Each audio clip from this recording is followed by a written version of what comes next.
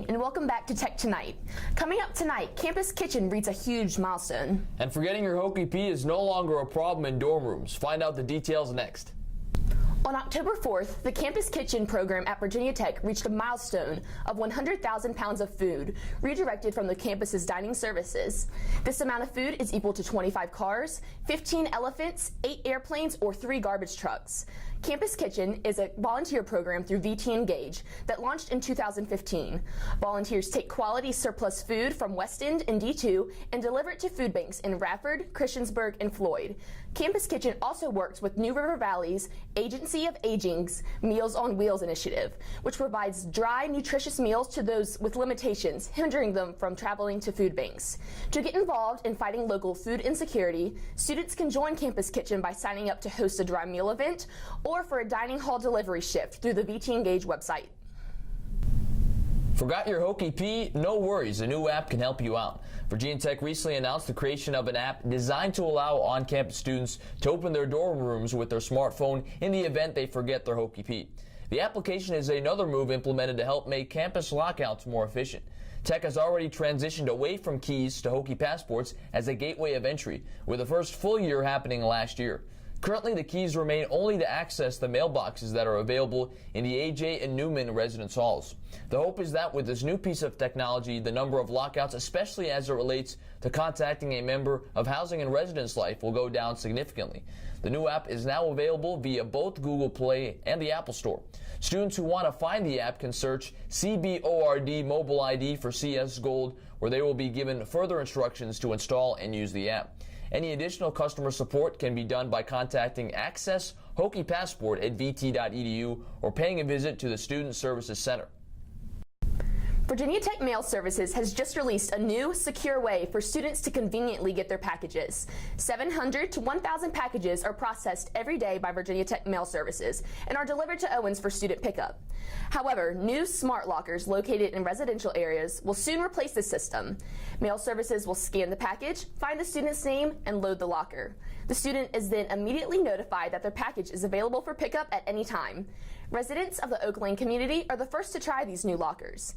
If you currently stay in a dorm, be on the lookout for this new locker system. Virginia Tech senior Anna Taylor has become our newest Miss Blacksburg 2018. Reporter Gretchen Kernbach learned more about her. A Hokie camp counselor, a club volleyball player, and a volunteer with World Vision. Virginia Tech junior Anna Taylor has added yet another title to her long list of accomplishments, Miss Blacksburg USA. And she's joining us in the studio today to talk about her road to Miss Blacksburg while balancing being a college student. Thank you so much for coming in. Thank you so much for having me. Yeah, of course. So first things first, tell me, why did you decide to compete for the Miss Virginia USA title? Actually, it's a funny story. So I played club volleyball for the past 2 years here at Tech.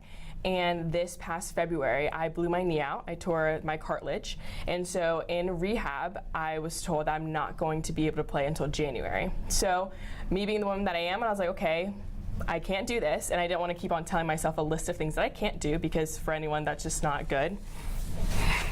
And so I decided to compete in this pageant.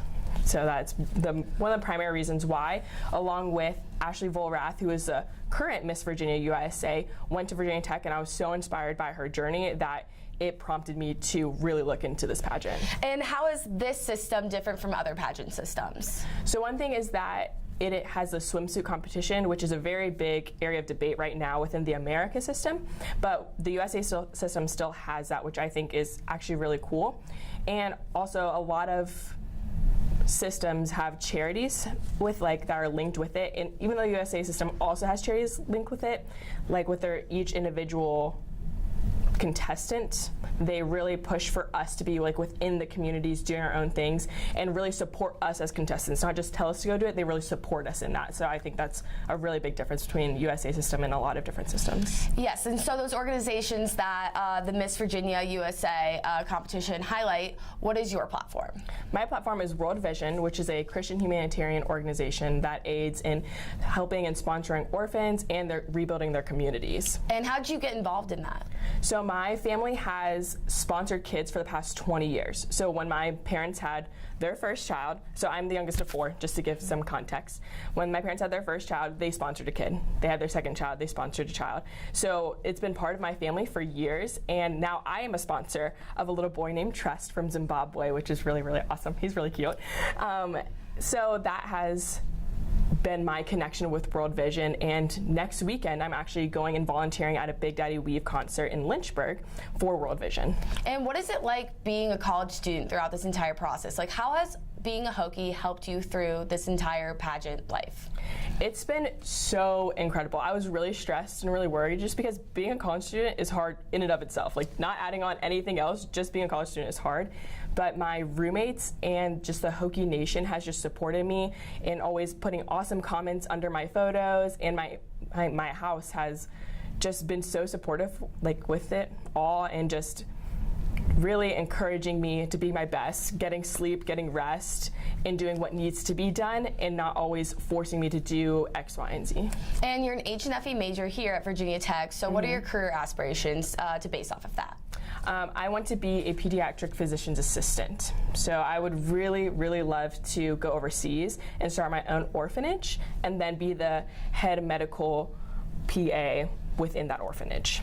And just between college and pageants, what are the pros and cons of that sort of life coming together?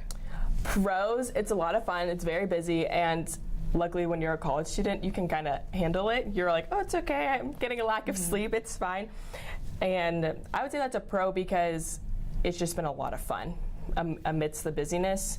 And I'd say some cons are that it does get to you at some points, and you really do have to take steps back and make sure you take care of yourself.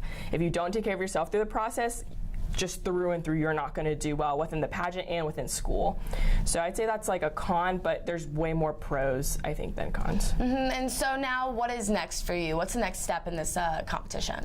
Next step right now is finalizing evening gowns and swimsuit pieces, along with just finishing up practices. All right, well, thank you so much for coming in, and good luck with you.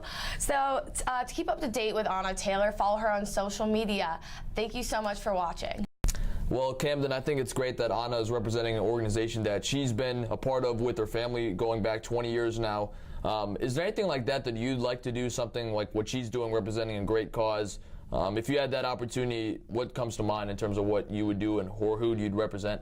Yeah, for sure. I think it's really awesome how she's brought something from her home and really included this in her now college and pageant life. And I come from, my mother is a teacher, so I think education of children and promoting childhood literacy is a really important thing to implement into our schools and to keep strong within the education system. So that's something that I would be interested in pursuing and implementing in our Blacksburg community as well as the Southwest Virginia region as a whole. Well, certainly, I think that's a great cause, especially because a lot of people feel like Southwest Virginia may be lacking in some aspects education-wise as compared to other parts of the state like Northern Virginia or Richmond.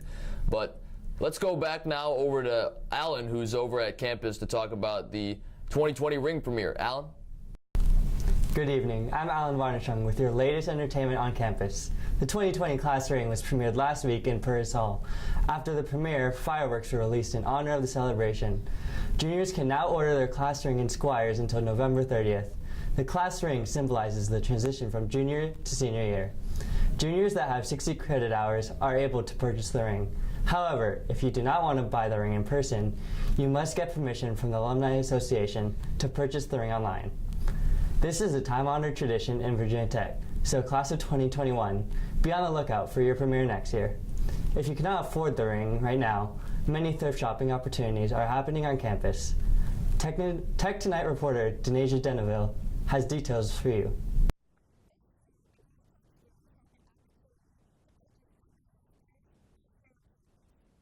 The Filipino American Student Association hosted a thrift shop event on Tuesday, October 9th on the Virginia Tech drill field. I spoke with J.C. Sapello about why the organization decided to host the event. So the thrift store, it's a yearly thing that my committee does, and basically we're raising money for funds to send to our philanthropy, which is the PUSO Foundation, which stands for Purposeful Unconditional Service to Others. It also means heart in Tagalog. So we're basically trying to send money towards the cause to help out people in the Philippines who are less fortunate. Students had the opportunity to purchase shirts, shoes, pants, belts, and shorts. The prices range from $2 to $5 per item. According to Sapelo, it takes 1 to 2 months to prepare for this event. To host this event, the Filipino American Student Association has to find a sponsor and collect donations for clothing items. This year, the event was sponsored by the YMCA at Virginia Tech. We have a lot of people who are alumni and people who are moving out of different places, and every single year people want to donate or like get rid of the clothes that they don't want anymore. So we try and repurpose them by collecting them to ourselves and seeing what's sellable. And then we try and sell what we can, and anything that we don't end up selling, we donate to the YMCA. So it goes full round. The Filipino American Student Association says their goal for the event is to increase their revenue from last year so they're able to help more people. Reporting from the Virginia Tech drill field, I'm Denasia Dunaville for Tech Tonight. Many exciting things are happening on campus, including Lane Stadium's latest addition to its southwest corner. The privately funded solid bronze statue honoring former coach Frank Beamer was unveiled on Moody Plaza. Coca-Cola partnered with the Virginia Tech in handing out miniature replicas of the statue to the first 5,000 fans entering the stadium. Many recipients have now posted their limited edition mementos on eBay with prices ranging from $43 to $250. Hokies now look forward to the upcoming Thursday night game after fall break against Georgia Tech. Southwest Virginia is coming together to support a great cause. Virginia Tech men's basketball, in conjunction with the Liberty Flames, have announced that the two teams will play an exhibition game on November 4th at Liberty University Vine Center. General admission will cost $10 and student tickets will cost $5, as all proceeds will go to the relief efforts of Hurricane Florence and Michael. This is the second straight year that Tech has participated in a relief effort type game. Last season, the Hokies scrimmaged with South Carolina when they traveled to South Carolina to play the Gamecocks, a game in which Virginia Tech came out on top 86-83. The day prior to the contest, both teams also participated in a Habitat for Humanity event in the Columbia area. Let's head over to Tech Total Access for more sports coverage.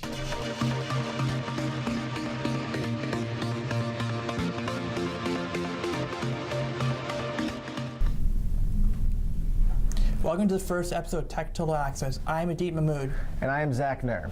In this episode, we will recap everything Virginia Tech sports and then preview the Georgia Tech game on October 25th. The 15th ranked men's soccer team has started the season with a 2-3-1 record in ACC play. Last Friday, they played a conference game against Pitt. Sophomore John Ngason scored a goal in the 48th minute to give the Hokies a 2-1 lead. Junior David Sands extended the Hokies' lead when he scored a goal in the 50th minute. The final score of the game was 3-1. The men's soccer team will play an away game against Notre Dame on the 19th.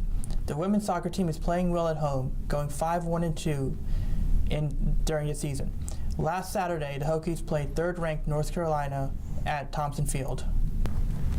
After losing to North Carolina, the women's team will look to avoid a 4-game losing streak when they play Notre Dame on October 18th. Before we continue on with the show, here at Tech Total Access, we'd like to get the student population involved. So this week, we had field reporters Jaden Ramias and Devin Shepard travel around campus to test current Hokies on their sports knowledge with some funny results in Tech Total Access's new segment, Trivia Tuesdays. This is Jaden Ramias reporting for VTTV. Welcome to Trivia Tuesdays. So we're going to go around and ask people sports questions about Virginia Tech. If they get the answer wrong, I get to squirt chocolate milk in their mouth. If they get the answer correct, they get to squirt chocolate milk in my mouth. So let's go. All right, so our next question is, the other names for the Hokies is... Fighting Gobblers? That's correct.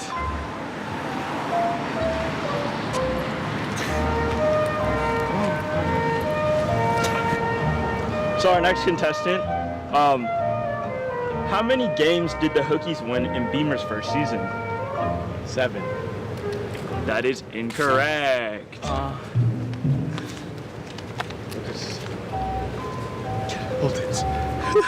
Chocolate milk.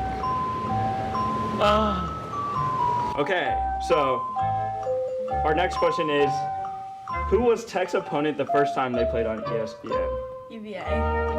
How'd she know that? I don't know. Here's the milk. So I'm glad they didn't ask me those questions, because while I do have a pretty broad knowledge of Hokie sports, those were kind of specific. Yeah, and that was going way back. I don't think a lot of people knew about those questions. Well, when you think about it, Frank Beamer brought Tech to the spotlight in football and stuff like that. But back in the beginning of his career, his first season, he actually only won 2 games. I mean, yeah, if he was a coach now in today's day and age, he would have been fired. But it does seem kind of fitting that our first ESPN game was UVA, given the rivalry. Looking to continue that on this year, extend that winning streak. And if you're wondering what the first name was, one only has to go to West End, to the Fighting Gobbler, to see that name. The Hokie softball team finished up their strong fall season in preparation for the upcoming spring regular season. Andy Losi and Claire Castellano will now give us a recap of the team's fall season. Thanks, Adit. Hello, my name is Andrew Losi, and I am joined alongside Claire Castagno, and we are here to recap the 2018 fall softball season for the Virginia Tech Hokies. The Hokies took on many of their Southwest Virginia rivals this fall season. The experience was very beneficial for many of the team's freshmen, as this was their first action representing the Maroon and Or. After coming off their 2018 regular season with a 23-30 record, the Hokies looked to start the new academic year on a high note by dominating their fall games. They ended up doing just that with an 8-0 record facing 5 schools. Virginia Tech especially looked to defeat Radford on October 12th, who they previously lost to twice in the 2018 spring season. The Hokies look forward to a season of growth, as the roster lists only 6 seniors on their team, with a lot of young, promising talent coming to Blacksburg this year. Hailing from Benendorf, Iowa, freshman Maddie Banks looks to be a key player for the Hokies this season, using her impact bat to claim a starting role on the field, as she delivered a home run in Game 1 of the doubleheader against Radford in the bottom of the 3rd inning. They go on to win Game 1 6-2 and close up the evening with winning Game 2 with the score of 8-0 over the Highlanders. Virginia Tech also won against Lewisburg College, Bluefield College, Randolph College, and Everett College. After the promising fall season, the Hokies look forward to the spring and continue to prepare for the regular season. I'm Claire here with Andrew Losi, and that wraps up the 2018 fall softball season. Back to you, Zach. Thanks, Claire. Last week, the football team beat North Carolina in the final seconds, 22-19, to remain undefeated in ACC play. QB Ryan Willis threw a 2-yard touchdown pass to tight end Dalton Keene with 19 seconds remaining to take the lead for good. This week, they have a bye, and then next week they play Georgia Tech, who are currently 3-4. Georgia Tech is one of the few teams in college football that runs the triple option. And with the triple option, Georgia Tech is #1 in rushing offense in college football this season. Adit, what are some keys for the offense to take control of this game? There are several keys. The first key is time of possession. Georgia Tech, like you mentioned, runs the ball a lot. That means if they're successful, they're able to score points and take time off the clock, and that means the amount of possessions that the Hokies offense will get is going to be limited, and that will magnify every missed throw, every bad run, and stuff like that. The second key is that Ryan Willis must diversify the offense.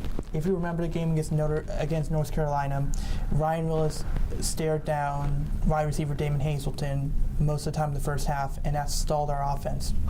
If he can get receivers like Eric Kuma and Sean Savoy with tight ends like Dalton Keene and Chris Cunningham, then Ryan Willis should be able to create enough noise in the middle of the field to draw coverage away from from Damon Hazelton. If Damon Hazelton can create separation, he can make 3 or 4 big plays that can make a ton of noise. Third key of the game for the Hokies offense is that they cannot leave points off the board, especially in the red zone. If the Hokies can end the drive with 7, especially if they're in the red zone, they should limit the pressure on the defense. Zach, what must the defense do against Georgia Tech? So yes, indeed, this would be a very interesting game, as many teams are forced to find an entirely new defensive game plan when playing Georgia Tech. As we stated earlier, Georgia Tech is one of the few teams in the entire NCAA that runs the triple option. And because of that, they currently hold #1 ranked rushing offense in the entire NCAA. They have just under 2,500 rushing yards and have a 500-yard lead on the second-ranked team, Memphis. And they're also averaging just over 350 rushing yards per game, which is astronomical. However, Their passing offense averages just 100 yards per game, and that's ranked 127 for FBS teams. The Virginia Tech defense is currently ranked 30th against the run, allowing 123 rushing yards per game. It's gone up from a couple weeks, but the front seven will be key in stopping the triple option attack. However, that doesn't mean the Hokies defense should forget about the passing game. A troubling sight over the past 2 games has been wide open receivers streaking down the middle of the field uncovered, and on multiple occasions the passes have been overthrown, and the Hokies have gotten very lucky. However, it's only a matter of time before one of those deep passes connects and the secondary gets burned for busted coverage. In Georgia Tech's last game against Duke, quarterback Taquan Marshall only threw 11 passes and completed just 5 of them, so forcing Georgia Tech into 3rd and longs and making them pass is a major key to holding Georgia Tech's offense. But the Hokies have to make sure those passes are not completed. As I said, playing a team like Georgia Tech, you don't want to get burned for what they're not well known for. Furthermore, Georgia Tech has always been a tough game for Virginia Tech as a whole, as they have lost the past 2 games and haven't won by more than 1 score since 2011. Shutting down Georgia Tech's run game would be a big statement, especially after giving up some long runs in the past 2 games against UNC and Notre Dame, especially after the 97-yard touchdown run by Notre Dame running back Dexter Williams, which was the longest run ever allowed at Lane Stadium. So yeah, it was very frustrating seeing Ryan Willis just key in on Damon Hazelton last game. I understand they're roommates, but you have to diversify the offense, as you said. Get it to all your playmakers. The running backs are doing great this season. Get them more involved. And the offense should roll against a Georgia Tech defense that isn't the greatest. I mean, if you think, yeah, you're absolutely right, because you don't want to go first down and try a long pass to Damon Hazelton and end up in second and long.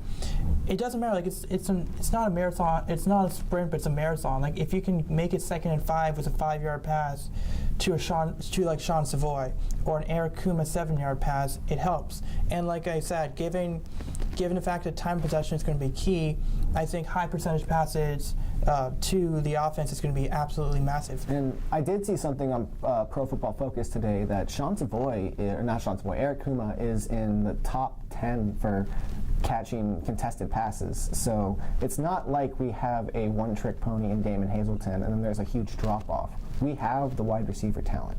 But as I said, they need to stop the run. If they stop the run, they win the game.